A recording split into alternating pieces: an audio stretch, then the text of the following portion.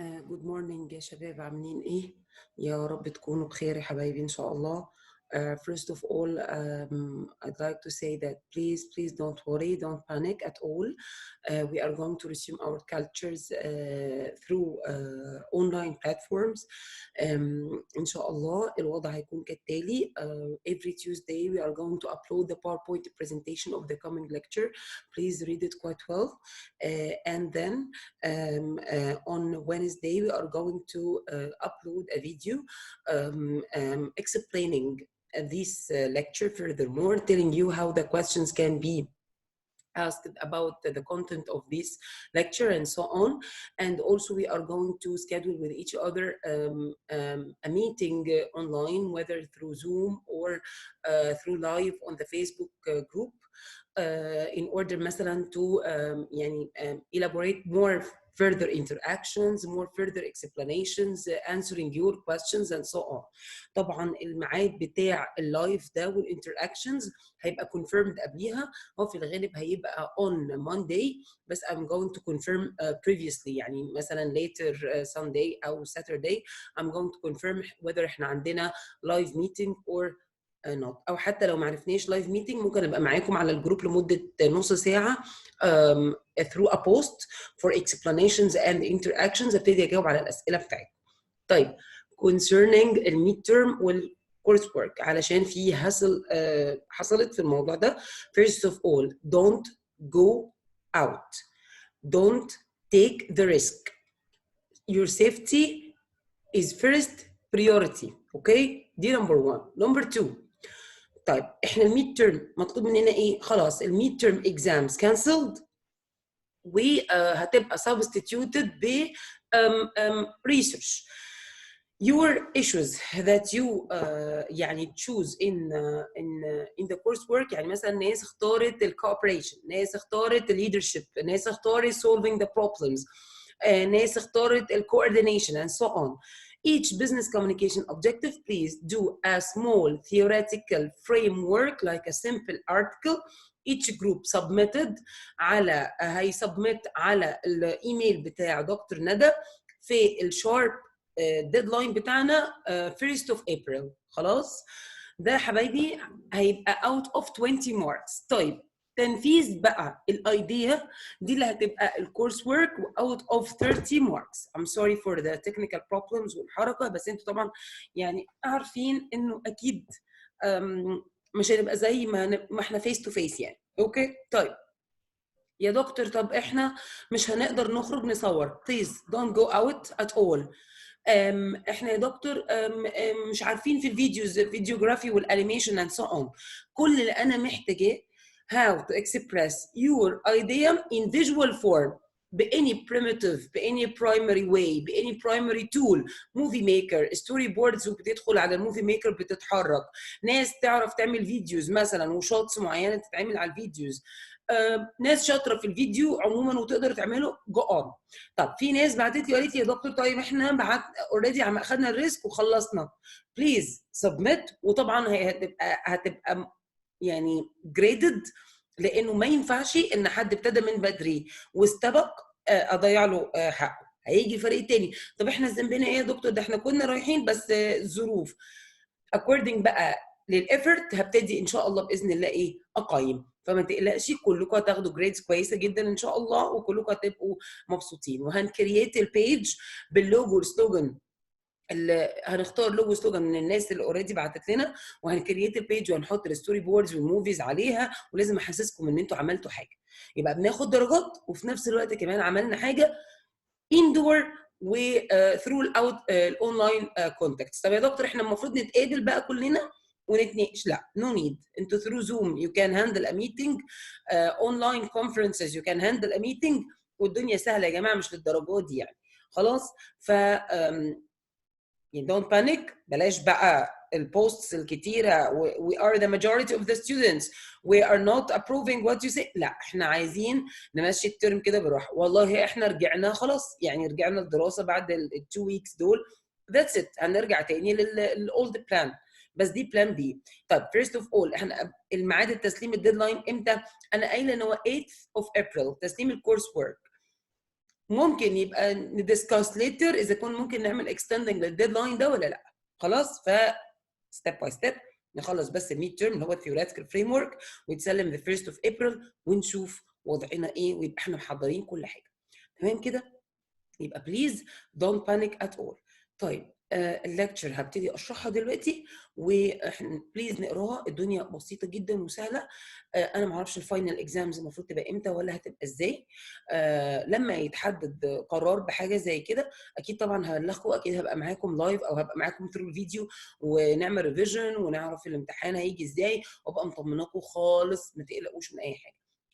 الليكتشر دي هتبقى ابلودد على الفيسبوك جروب بتاعنا، وكمان هحاول ان انا ابلود على اليوتيوب شانل بتاعه الكليه باذن الله. طيب what we are going to take today, we are going to take business communication lecture 3, and it's previously uploaded yesterday on your Facebook group.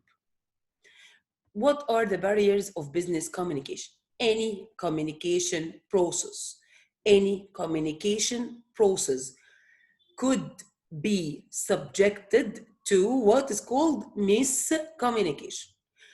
Any communication messages or content could be subjected to disappear, to be lost, to be misunderstood, to be misleading, and so on. So the smooth process between the sender and the receiver suffers from what? From miscommunications. In miscommunication that we are going to call the barriers of business communication. We have a lot of types, and we have many types, like the noise, the cultural differences between the senders and the receivers, the complex of the subject matter, the personal يعني subjectivity, some semantic problems, and so on. زي ما elaborate later إن شاء الله. All of these called what? Barriers of communication.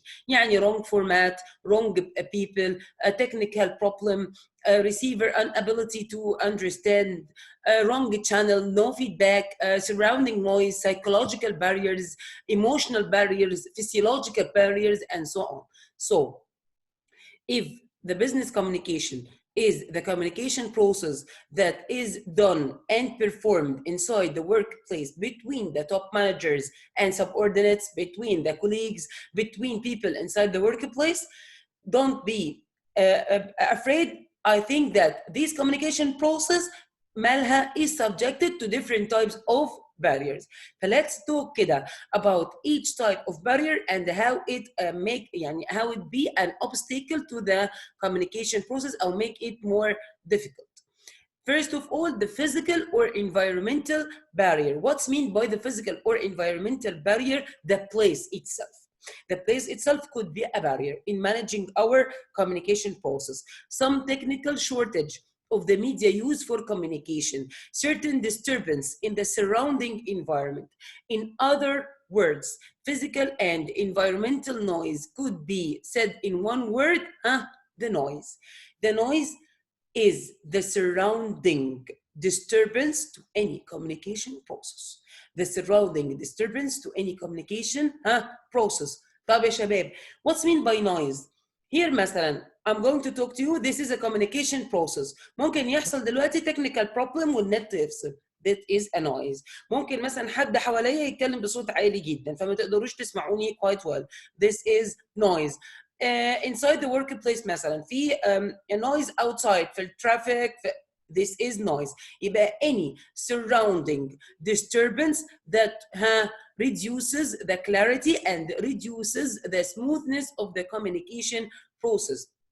يبقى نخلي بالنا ان الفيزيكال والenvironmental ده انا I can say it will be what? Noise. Surrounding disturbance for any communication process. Like here مثلا بنقول for example, the noise of the traffic around a school obstructs or reduces the smooth flow of information between the teacher and the students. Here the school is a workplace, and the communication process between the teacher and the students inside and internal communication. So the noise of the traffic surrounding the school بتعمل ايه؟ بتdisturb, بتreduce the clarity of the flow of communication. Even poor signal, poor internet signal, poor mobile networks and mobile phone او cellular phone signals. كل دي بتقلل the smoothness of the communication process. يبقى first barrier what is related to the physical and environmental surrounding barriers, which we can call like noise surrounding barriers, technical problems, signal problems, noise of the traffic outside the workplace, and so on. ونخلي بالنا من another important point that also noise can arouse another forms of barriers. يعني noise can arouse semantic barriers, noise can arouse perceptual barriers. Here I'm going to talk to you through the net, through the internet, through noise in technical problems. ده ممكن يحصل عندي ايه perceptual barriers. في noise في technical problems أثر أو reduces the clarity of the process وبالتالي أنتم مش قادرين تفهموني كويس. تمام and so on. Also from the other types of communication barriers or business communication barriers, time and distance. يعني تفتكر inside the workplace in a face-to-face meeting بيبقى more effective ولا through Zoom meeting online? I think face-to-face one. هنا بيبقى فيه instant reactions, بيبقى فيه immediate modification of the communication process. I'm seeing your feedback, I'm modifying the message in instant way, but here it's take more time less effective. فone from the barriers, but we can manage يا شباب. احنا متعرضين لظروف بنحاول نمانج بدل ما نفضل قاعدين ومش عارفين نعمل ايه. فوي كان مانج يعني ان شاء الله. But I think that كل ما التايم كان long time كل ما يبقى فيه difference في الديستنس او gap between the sender and the receiver, whether بقى a sender that can top manager و receiver subordinates, whether ان الاثنين peers و colleagues.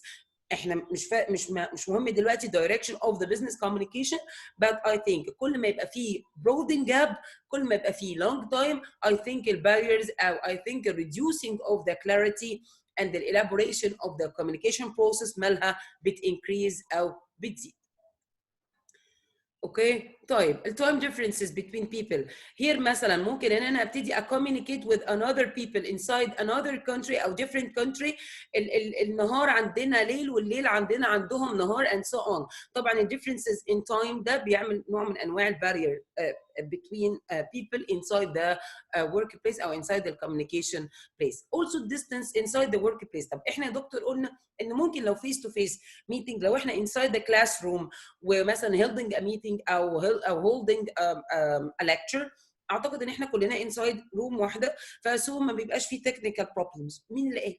I think ان البيبل اللي هم بيقعدوا في الفرونت sides هم دول او في الفرونت bench بيبقوا more attended و more listening to the lecture content comparing with the others اللي هم بيقعدوا ورا خالص. ف I think برضو ان زي ما قلنا كل ما الديستنس بتبعد كل ما الباريرز بيزيد. From the most important barriers of communication وكلنا بنقع في in this mistake, which is the wrong choice of medium. We can choose the medium that transfer my communication process in wrong way. How? Let's مثلا assume that I'm having illiterate workers, very simple workers. We illiterate one. They don't know reading, they don't know writing, they don't know technical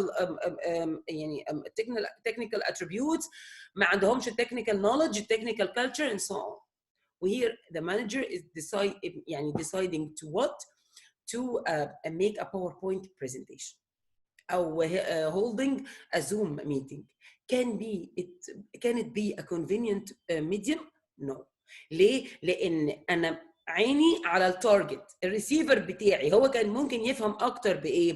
Which medium can transfer conveniently and in relevant way the message.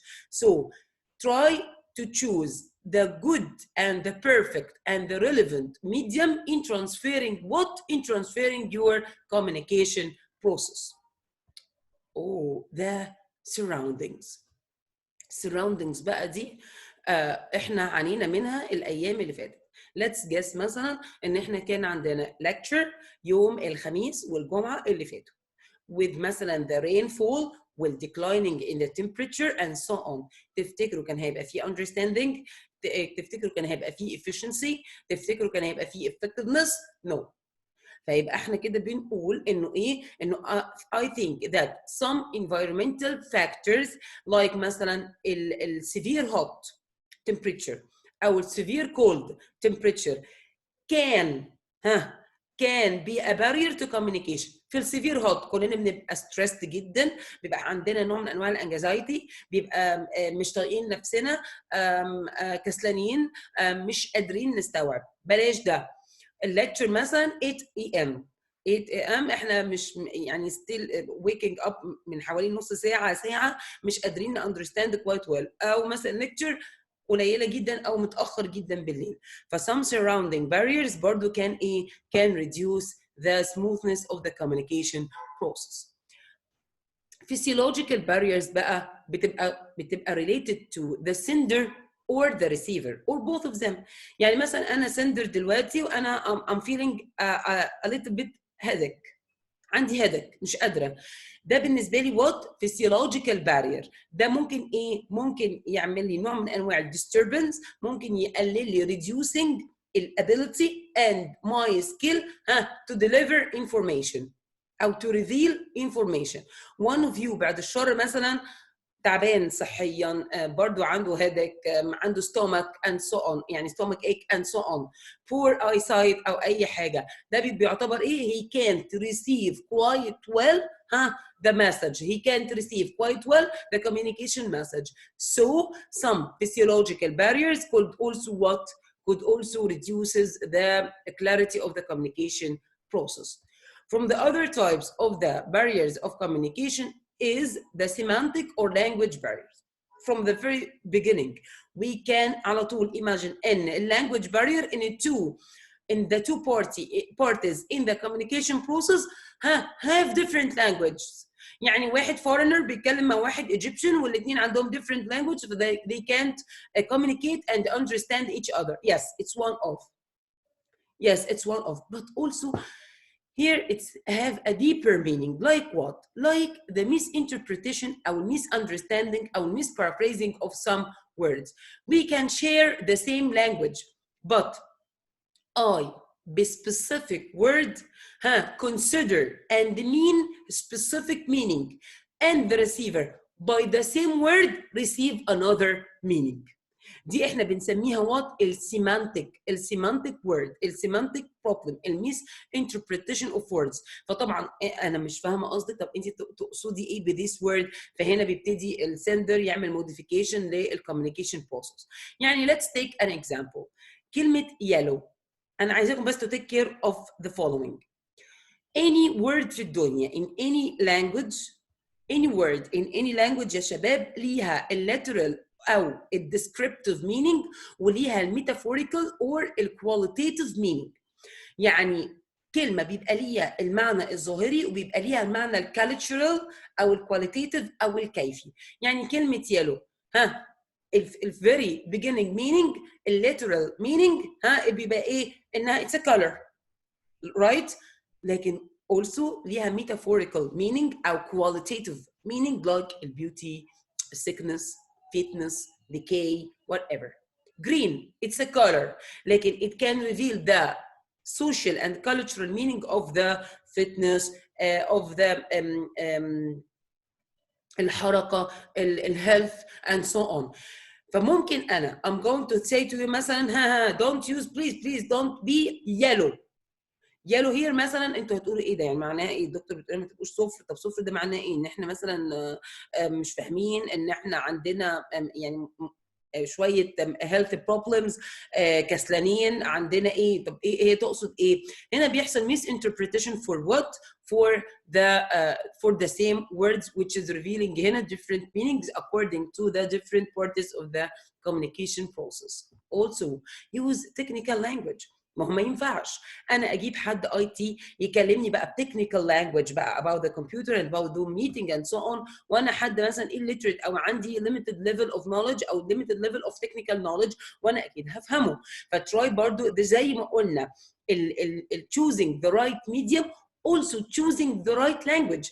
مش هقدر اكلم طلبه سنه رابعه زي ما بكلم طلبه سنه اولى. طلبه سنه اولى لسه عندهم limited level of knowledge في الترمينولوجيز بتاعه ميديا، لكن طلبه سنه رابعه عندهم more experience، فبالتالي التايب of knowledge والتايب of language used هتبقى ايه different. لو انا مثلا I'm going to make a press conference or writing a brochure about the breast cancer disease. Well, this brochure مثلا عندي two types of targets. One مثلا is submitted to يعني doctors and the other is submitted to ordinary people or patients. يبقى اكيد اللانجوج هتبقى مختلفه. للدكتورز هتبقى sophisticated language، هتبقى scientific terms، هتبقى somehow complicated one. But for the ordinary people هتكون ايه more simple more emotional. Also from the previous barrier, which is the related بالsemantic and the language barrier, الambiguity or الغموض، difficulty. أنا أحياناً مش فاهم إيه المينينج بالظبط اللي حضرتك بتقصديه. Please can you clarify more? Can you elaborate more? And so on. If you notice يا شباب in all the barriers of communication هنا depends on what?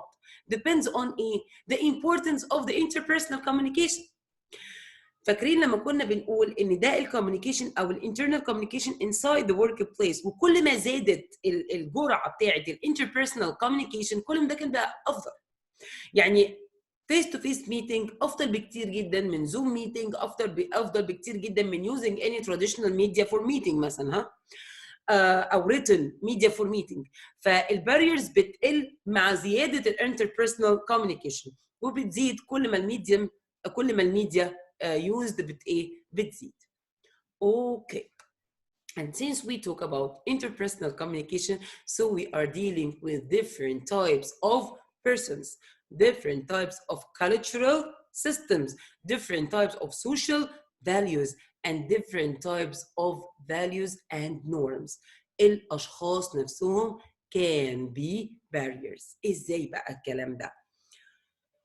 Can you imagine the smoothness of the communication process between two parties, sender and receiver, near in age? أعتقد بتبقى more effective than a communication process between two parties عندهم gap أو distance في age. Also, educational level. لو احنا اتنين قريبين من بعض في educational level, so هيبقى عندي efficiency in the communication process، على عكس مثلا different educational levels وبالتالي هيبقى فيه مشكلة. فده احنا بنسميه ايه؟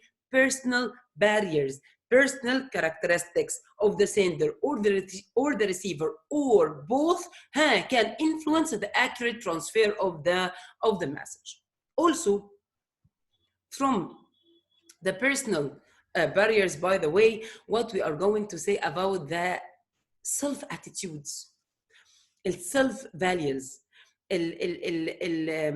يعني مثلا ممكن يبقى عندي الشخص ده very selfish و not keen enough about the benefit of the organization. Also this مثلا worker أو employee أو even top manager or even an ordinary manager عنده يعني hidden goals ان هو يوقع الدنيا في الشركة، وبالتالي هو عنده ايه؟ personal barriers. فممكن يعمل misleading، ممكن يعمل distortion للinformation، ممكن ينقل لي المعلومات مالها ناقصة. so بيحصل ايه؟ reducing في what؟ في الانفورميشن او reducing في what؟ في الكلاريتي of the communication process. فبرضه من ضمن الباريرز اللي احنا لازم to take care of personal barriers. From one that is I think related to the personal barriers, also the emotional or perceptional barriers. أنا ما بحبش my manager a very tough person, very subjective one. I think his knowledge level is very limited. أنا ما بحبوش، وبالتالي this will influence me as a receiver in receiving the communication message, in receiving the message. على عكس another one like most head manager وشايفه ان هو الرول موديل وشايفه ان هو احسن حد وممكن ما يكونش احسن حد by the way بس في emotional feeling positive emotional feeling toward this manager فوالله لو قال ايه I am accepting, I'm fully understanding, and I'm fully willing to interact. Also, I'm fully willing to follow his instructions. فيبقى according also للjudgment, according also للemotional feelings, والinside feelings, according also للperceiving. مثلا ممكن دخلت علينا دكتور حياة فاحنا أول ما شفناها اتخضينا. يا ماما دي تخوف شكلها شديد شكلها صعب جدا فحصل نوع من انواع ايه قطعنا كلنا مش قادرين we can't accept we can't receive any communication message from her and by the time ده انا بسميه emotional and perceptual barriers and by the time ابتدينا لا ان احنا نديل with her ابتدينا نتعامل معاها احسن ابتدينا نعرفها اكتر فابتدي يبقى في positive emotional perceptual attitudes towards دكتور حياة فخلاص we are accepting her message وده يا شباب للناس اللي واخده موضوع الليدرشيب واخده also موضوع ال relation between managers with subordinates it's very important to talk about these barriers it's very important to make مثلا to clarify your ads او your بقى videos او your storyboards عشان مش عايزه حد يقول لي ايه يا دكتور ما احنا خلاص اتفقنا يس خلاص احنا اتفقنا ان انت تبين ممكن تعمل two scenes two shots مثلا حد انا حبه فانا I'm accepting his rules even حتى لو rules دي ضد ال benefit of the work وحد انا مش بحبه فانا I'm not accepting I'm not receiving any messages even لو هو professional enough فانت ممكن تعمل ده وتشوف ده بيأثر ازاي على الورك. Socio-psychological barriers also related بالpersonal one related بالاemotional one ايه السيستم اوف اتيتيودز والبيرسونال perceptions اللي انت كونتها عن الشخص in order to what in order to communicate with him. From the most important barriers which is related mainly to the personal and psychological and the social barriers is stereotypes. أنا عندي حكم مسبق أنا عندي fixed wrong image about this person maybe before dealing with him او resulted from dealing with for the first time اتعاملت معاكي لقيتك عصبيه جدا خلاص خدت ستيريوتايب سمعت عنك ان انت حد شرير حد difficult خلاص يبقى انا عندي ده عندي مايند سيت معين closed مايند سيت معين toward the sender او toward the receiver بيبقى barrier ان انا accepting او receiving any message او even حتى لو انا عملت receiving للمسج بيبقى barrier to what barrier ان انا understand this message فبليز try to be more objective try to be open-minded try to clear your mind from any stereotypes or previous judgment about people in order to what in order to understand them quite well this is your own beloved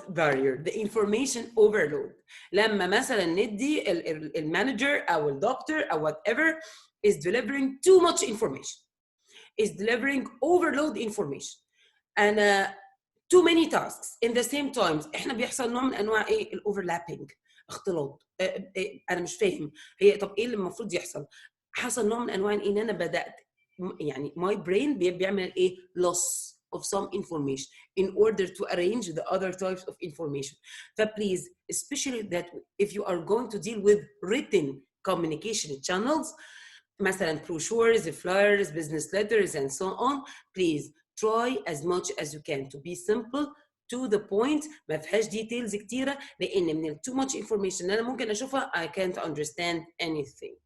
goal conflicts يعني إيه بقى goal conflicts دي يا شباب؟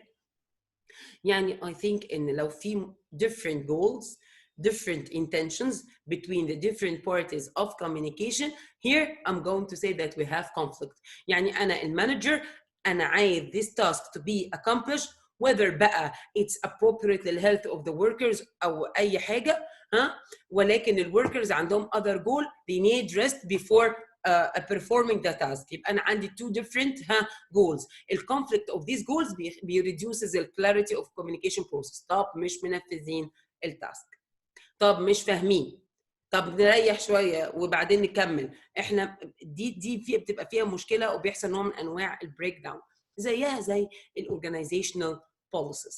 The other type of what? Of barrier. ايه ال organizational policies؟ افرضوا ان ال policy inside my corporate او inside my organization close the door one. Here you can't reach the manager except by previous permission. Then the manager is يعني يبتدي you receive this permission and confirm that he is accepting to meet you.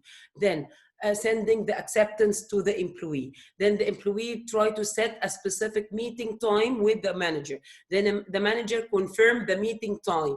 Then the employee go to the time. تفتكروا these long procedures, ongoing procedures بتخلي لي communication process more effective ولا بتقلل وبتreduce الكلاريتي والefficiency والeffectiveness of the communication process؟ على عكس مثلا ايه؟ الاوبن دور بوليسي. هير المانجر محدد اوقات اوفيس اورز مثلا each day we can على طول by the open door policy نخبط ندخل المانجر نقول له our needs, our problems, our complaints, our feedback and so on. يبقى ده بيخلي effectiveness ولا لا؟ The barrier also that is related to the organizational policy the organizational hierarchy. يعني على طول الworker can react and can interact with the top manager in direct way ولا he has to follow instructions, he has to follow steps in order to communicate with the top manager. يبقى according للpolicy و according للhierarchy دي بتأدي إما للeffectiveness of the communication process or بتلسن أو بتreduce الeffectiveness of the communication process. So 27 slides from يعني بسيطة جدا. You can summing up this lecture in only 2 papers. وخلي بالك ان انت this lecture طب لو جت الامتحان هتيجي ازاي؟ طبعا ممكن يبقى عندنا فرصه ان الامتحانات تبقى multiple choice مثلا. انا لغايه دلوقتي مش عارفه نظام الامتحانات هيكون ايه. وممكن الامتحان بالنسبه لنا ممكن يكون multiple choice by the way. فانت هنا بتبتدي طيب خلاص هتبقى سهله هنقرا وهنفهم وهنحاول. ممكن يجي مثلا فيها short essay questions تختار نوع من انواع الباريرز وبتبتدي elaborate more illustrate your answer with specific examples. ممكن انا اجيب لك case study واقول لك imagine ايه الباريرز اللي كانت موجوده in this case would justify your answer. ممكن اقول لك these types of barriers how can we overcome it. يعني كل ده ممكن يبقى موجود ومتاح. Please depend on understanding not memorizing.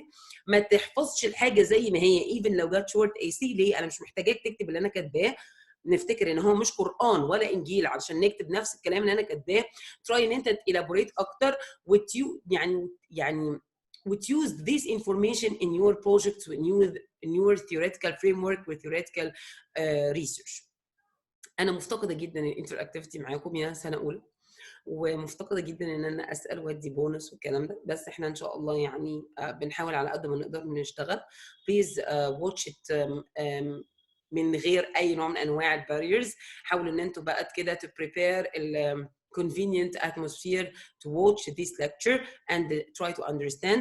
وإن شاء الله يعني wait for me next Monday and I'm going to confirm قبلها in a live meeting or a post through Facebook to have your questions. ممكن كمان تعملوا حاجة لو عندكم حد انتوا بتثقوا فيه بعد ما تشوفوا المحاضرة دي تجمعوا كل الأسئلة وهو يبعتها لي PDF مثلا على الجروب أو حاجة وأنا أرد عليها على طول. خلاص يا حبايبي choose الميثود اللي تريحكم والكونفينينت ليكم. ما تقلقوش انا معاكم هتوحشوني جدا. see you ان شاء الله next week في الكومينج lecture باذن الله. thank you.